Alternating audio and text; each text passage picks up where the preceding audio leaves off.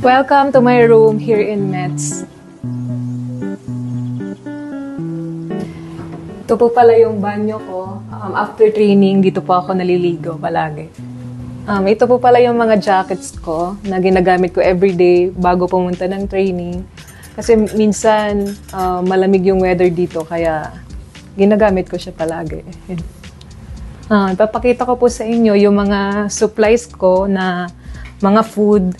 Di po mawawala dito yung whey protein and chocolate. After training, kumakain pa ako ng chocolates pang pa-recover. And before training, nagbabaon pa ako ng banana. May nakatago pa sa pasikanton.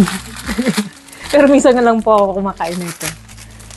And then, pag gabi po, di po talaga nawawala yung gatas pag gabi bago matulog kasi isa ito sa nakakapahimbing ng tulog ko. Lotion, di mawawala ang lotion para hindi dry ang skin.